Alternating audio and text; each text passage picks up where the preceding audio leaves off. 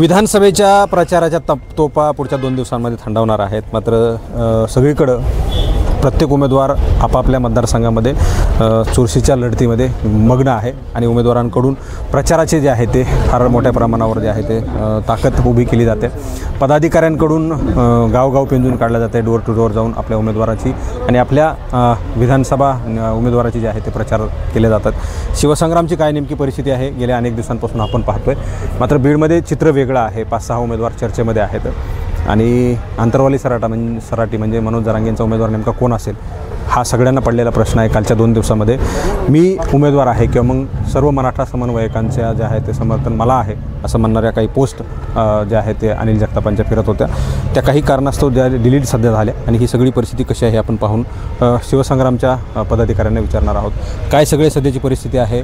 तुम्ही आत्ताच तिकडे जे आहे ते मनोज जरांगे पाटलांना भेटून आलात, काय भूमिका होती त्यांची, काय शुभेच्छा दिलेल्या आहेत, काही वक्तव्य केलं आहे का? नाही, त्यांची भूमिका स्पष्ट आहे की त्यांचा कुठल्याही पक्षाला किंवा अपक्षाला पाठिंबा नाही आणि ही नीती त्यांची संपूर्ण महाराष्ट्रभर आहे। बीड त्याला अपवाद होऊ शकत नाही। त्यांच्याशी माझं जे वैयक्तिक बोलणं झालं त्यांनी सांगितलं की मेटे साहेबाचं काम आहे, तुमच्या पक्षाचं काम आहे आणि ही लोकशाहीमध्ये निवडणूक सर्वपरीय लोक निवडतील। माझा तुमच्या विरोधातील कोणत्याही उमेदवाराला पाठिंबा नाही। समन्वयकांनी जर कुणी पाठिंबा दिला असेल तर तो त्यांचा वैयक्तिक निर्णय आणि माझे महाराष्ट्रामध्ये जे माझ्या आंदोलनामध्ये सहभागी आहेत ते सर्व समन्वयक आहेत। तुमच्यासोबतही माझे खूप मोठे समन्वयक आहेत। पण असं सांगत असताना कुठेतरी जनतेमध्ये मेसेज हा जातोय का की हा एक ठराविक उमेदवार आहे मनोज जरांगे पाटलांचा, असा काही मेसेज जातोय का की तुम्हाला सगळ्या गोष्टी हाणून पाडण्यामध्ये काही यश येत आहे का, काय सांगायचं? नाही, असा मेसेज जात नाही। जनता काही दूध खुळी नाही आहे। जोपर्यंत मनोज दादा स्वतः काही स्टेटमेंट करत नाही तोपर्यंत जनतेचा विश्वास नाही। या उलट त्यांनी अगोदरच सांगितलं होतं की माझ्या फोटोचा आंदोलनात दिलेल्या योगदानाचा जो कुणी असा गैरवापर करील त्याला पाडा। आता मराठा समाजाचं आपण जर पाहिले तर जवळजवळ 4-5 उमेदवार जे आहेत ते चांगले चर्चेतले उमेदवार आहेत। अशा सगळ्या परिस्थितीमध्ये तुमचा विजय कसा निश्चित आहे? तुम्ही एकीकडं क्षीरसागर मुक्तीचा लढा जो आहे तो किंवा मग प्रत्येक जणाला वाटतं जे प्रस्थापित विरुद्ध विस्थापित आहेत त्या प्रत्येक विस्थापिताला असं वाटतं की क्षीरसागर मुक्त झाले पाहिजेत। मात्र जर अशा प्रकारचे 4-5 जण चुरशीच्या लढतीमध्ये असतील तर हे शक्य आहे का? कसं करणार आहेत तुम्ही? नाही, तुम्ही त्याला चुरस म्हणताय, आम्ही याला चुरस मानत नाहीत। काही लोकांचा असा डाव होता की मनोज जरांगे पाटलांचं जे आरक्षणाचं आंदोलन आहे आणि त्याच्यामुळं जी काही एक हवा निर्माण झाली आहे, ह्या हवेवरती स्वार होऊन त्यांना निवडणुका जिंकायच्या होत्या, परंतु निवडणुका अशा वाऱ्यावर हवेवर होत नसतात। निवडणुकीची तयारी गेल्या 10 वर्षापासून शिवसंग्राम करतोय। स्वर्गीय मेटे साहेबांनी या भागामध्ये विकास कामे केले। शिवसंग्रामचं संघटन आहे, गावागावात शाखा आहेत। आज आमच्याकडे ग्रामपंचायती आहेत, आमचे 4 जिल्हा परिषद मेंबर होते, बीड पंचायत समिती आमच्या ताब्यात होती आणि निवडणुका जिंकण्यासाठी जे गाव खेड्यामध्ये कार्यकर्ता आणि लोकांचं पाठबळ लागतं ते पाठबळ आमच्याकडे आहे। आणि जे लोक आज होते ते कालपर्यंत एका पक्षात होते। शिवसंग्राम हा सेपरेट आमचा पक्ष आहे आणि ह्या लोकांना हा ठीक आहे आम्ही युतीबरोबर होतो, आघाडीबरोबर होतो, हा भाग वेगळा आहे, परंतु आमचं एक स्वतंत्र अस्तित्व आहे। आज गावखेड्यामध्ये आमचा कार्यकर्ता आहे, शहरामध्ये आमचं नेटवर्क आहे, बूथचा एजंट आहे। काही लोकांना 10 बूथवर बी एजंट नाही आहेत आणि 10 कार्यकर्ते नाही आहेत आणि ते लोक विधानसभेची निवडणूक लढून आम्ही जिंकतो आणि आम्ही रेसमध्ये म्हणतायत, हे फार चुकीचं आहे। लोक हे सर्व ओळखतात आणि म्हणून रेसमध्ये कुणीही नाही। ज्योतिताई मेटे येणाऱ्या 20 तारखेमध्ये प्रचंड बहुमताने विजयी होत्याल असा आम्हाला विश्वास आहे। तुम्हाला ह्या मेसेज खोडून काढता येईल का? जो काही तुमच्या विरोधकांकडून किंवा मग जे उमेदवार निवडणूक लढतात त्यांच्याकडून काही नेरेटिव्ह सेट केला जातोय, हे सगळे यशस्वी होऊ शकतात का? तुम्हाला कसं करता येईल यामध्ये? आता मला तर ते जे समन्वयक आहेत त्यांच्यावर टीका करायची नाही, परंतु त्यांचं जी वागणं आहे तेच आपण जर ऑब्झर्व केलं की पहिल्या दिवशी त्यांनी सांगितलं की असं आहे, दुसऱ्या दिवशी त्याच्यापासून त्यांनी घुमजाव केला, पोस्ट टाकल्या की काय चाललंय आम्हालाच कळत नाही। कुणी म्हणते आम्हाला चहा प्यायला म्हणून बोलवलं, कुणी म्हणते की दोघांमध्ये समेट झाला आहे, ह्यांना काढायसाठी बोलवलं। असं त्यांच्यामध्येच वेगवेगळे मतप्रवाह आहेत आणि जे समन्वयक आहेत जे आंदोलनामध्ये सहभागी होते त्याच्यातल्या बहुसंख्य लोक याच्यापासून दूर आहेत। 4-2 लोकांनी केलं म्हणून सर्व मराठा समाज त्यांच्या पाठीशी आहे असं नाही। जोपर्यंत मनोज दादा जरांगे स्वतः एखाद्या इंटरव्ह्यू देऊन किंवा स्वतः घोषणा करत नाहीत तोपर्यंत मराठा समाजाचा एकही माणूस असं मानायला तयार नाही की कुणाला त्यांनी पाठिंबा दिला. जी काय सांगाल, विनायक मेटे साहेब मुंबईला मराठा आरक्षणाच्या बैठकीसाठी जात होते आणि त्यांच्या पत्नीवर आता निवडणूक लढवायची वेळ आलेली आहे. अशा सगळ्या परिस्थितीमध्ये कुठंतरी समाजाकडूनच त्यांना घेरण्याचा किंवा मग कुठंतरी राजकारणापासून सत्तेपासून दूर ठेवण्याचा प्रयत्न केला जातो आहे. त्यांनी अनेक वर्ष आपल्या समाजासाठी किंवा मग काही गोष्टी असतील त्या करण्यासाठी केलेल्या आहे.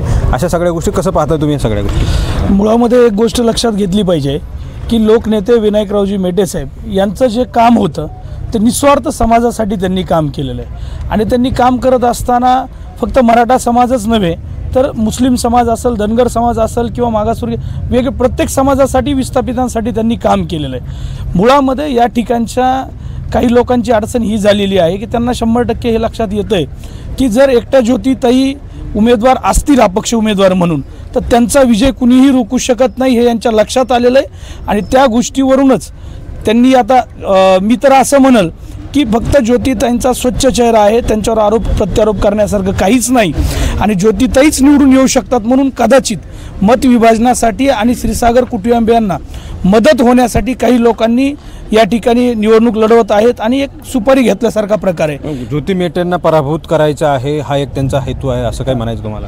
हा त्यांचा हेतू आहे, पण जनता त्यांचा हेतू साध्य होऊ देणार नाही.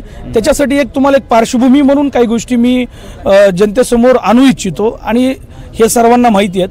2009ची निवडणूक आपण बघितलेली आहे. क्षीरसागर विरुद्ध इतर कोणी मराठा उमेदवार किंवा वेगळा उमेदवार असेल तर त्यावेळेस कुणीतरी त्या ठिकाणी विरोध करण्याचं काम करत आहे. त्यानंतर 2014ची निवडणूक आपण सर्वांनी बघितलेली आहे. त्यावेळेस सुद्धा क्षीरसागर विरुद्ध मेटे साहेब अशी अतिशय चुरशीची लढत असताना या ठिकाणचे अपक्ष उमेदवार दादांनी त्यावेळेस उमेदवारी अर्ज भरलेला होता. त्यावेळेस सुद्धा थोड्या फरकाने म्हणजे दादांना 25-27 हजार काही मतं पडली होती आणि थोड्या फरकाने साहेबांचा पराभव झाला होता. त्यानंतर 2019च्या निवडणुकीची सुरुवात झाली. त्यावेळेस लक्षात घ्या की क्षीरसागर कुटुंबियातील दोन्ही उमेदवार होते. त्यावेळेस एकही उमेदवार तिकडं अपक्ष उमेदवार किंवा कुणी म्हणून समोर आला नाही.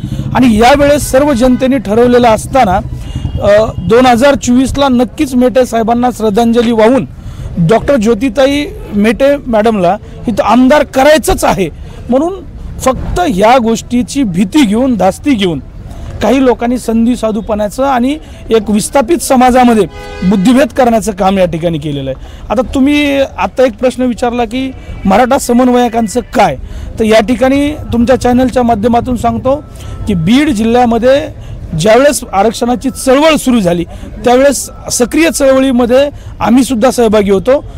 मराठा क्रांती मोर्चाचं पहिलं निवेदन जो रस्ता रोको केला आणि त्यानंतर आपल्या छत्रपती शिवाजी महाराज स्टेडियमवर आंदोलन होणार होतं, मूक मोर्चा निघणार होता, त्याचं पहिलं आंदोलन मी दिलेलं आहे. माझ्यासोबत माझे सहकारी होते त्या ठिकाणी, सहकारी ॲडव्होकेट योगेश शेळके असतील, राजेंद्र आमटे असतील, धनंजय जगताप असतील, दादासाहेब किनकर असतील, असे अनेक सहकारी होते माझे. आमच्यावर महाराष्ट्रातला पहिला गुन्हा दाखल झालेला आहे आणि हे सगळे समन्वयक आमच्यापेक्षा वयस्कर आहेत, आमच्यापेक्षा अनुभवी आहेत म्हणून आम्ही त्यांना पुढं केलं होतं. याचा अर्थ यांनी समाजाची सुपारी घेऊन काम करण्याचं काही कारण नाही. आणि समन्वयक बोलले म्हणजे काही जनता त्यांचं ऐकलं असा काही भाग होत नाही.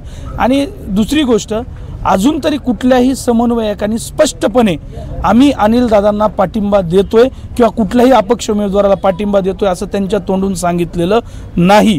फक्त वैयक्तिक हितसंबंध असतात, कुणी कुणाच्या जवळ उभा राहून फोटो काढला याचा अर्थ असा होत नाही की समन्वयकांनी पण पाठिंबा दिला. कुठंतरी गेल्या आम्ही पाहिले की 12 महिन्यांपासून आंदोलन सुरू आहे. एकीकडे आरक्षणाचा लढा वेगळा आहे, राजकारण वेगळं आहे.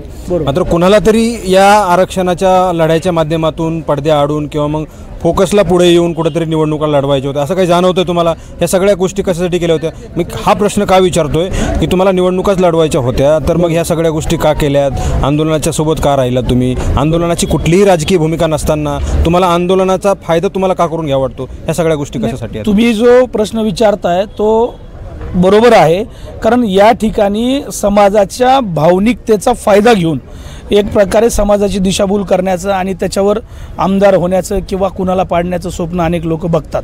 मात्र मी मेटे साहेबांसोबत समाजाचा एक कार्यकर्ता, चळवळीतील कार्यकर्ता म्हणून सांगतो की मेटे साहेबांनी 2014ची निवडणूक लढली होती. त्यानंतर 10 वर्ष या मतदारसंघामध्ये त्यांनी ताकदीने काम केलेलं आहे आणि मराठा आरक्षणाची चळवळ हा विषय असेल तर मेटे साहेबांनी सुरुवातीपासून ही चळवळ मराठा आरक्षणाचा प्रश्न उपस्थित केलेला आहे आणि त्याच्यासाठी लढलेले आहेत. आणि मराठा आरक्षणाच्या बैठकीला जात असतानाच मेटे साहेबांचा दुर्दैवी अंत झालेला आहे. या ठिकाणी मला एका गोष्टीचं दुःख वाटतं आणि मी तुमच्या चॅनलच्या माध्यमातून सांगतो, एक विचार केला पाहिजे.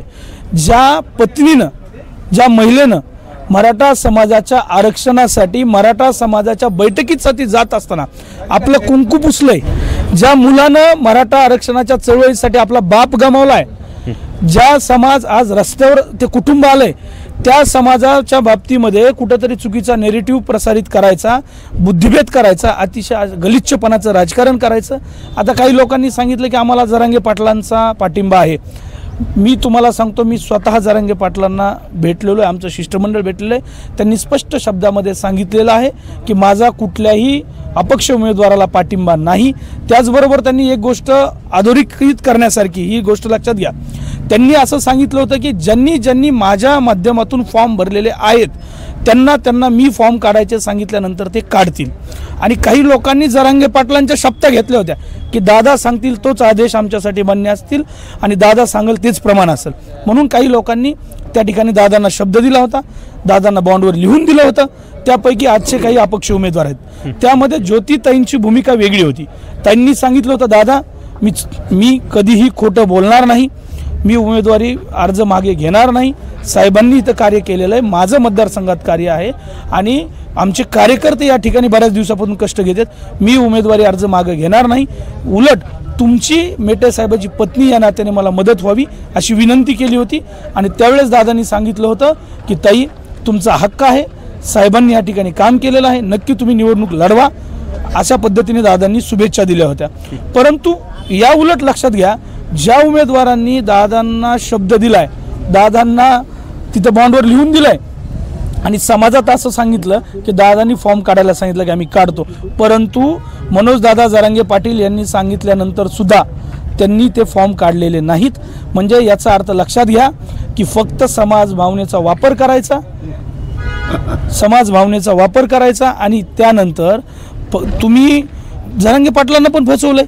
लोकसभेची परिस्थिती बघा, लोकसभेला सुद्धा जरांगे पाटलांनी ज्या पद्धतीने सांगितलं होतं की समाजाला ज्या लोकांकडून त्रास होतोय त्यांना पाडा, त्यावेळेस तुम्ही वेगळी भूमिका घेतली, कुणाच्या स्टेजवर होतात.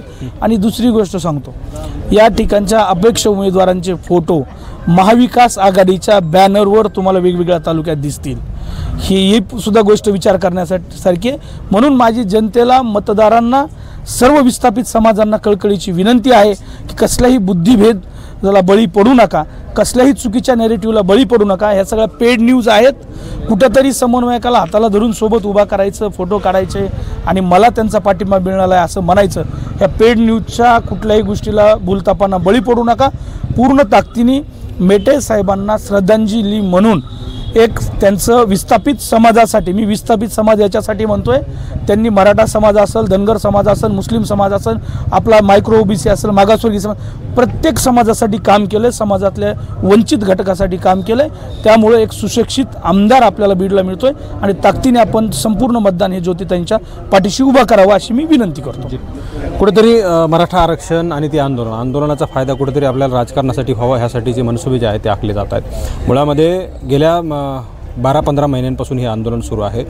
प्रकर्षानं आंदोलनाच्या फ्रंटला येणं, स्क्रीनमध्ये येणं किंवा मग जी लोकसभेला भूमिका होती, आता जे उमेदवार या ठिकाणी निवडणूक लढवत आहेत त्यांचं असं म्हणणं होतं की अपक्ष आम्ही निवडणूक लढवतोय, मनोज जरांगे पाटील जो निर्णय देतील तो आम्हाला मान्य असेल, तो अप्रत्यक्षपणे निर्णय ते देतील, मेसेज देतील, म्हणजे तो कोणालाही सांगणार नाही, मात्र जनतेला कळून जाईल असा सगळा मेसेज होता.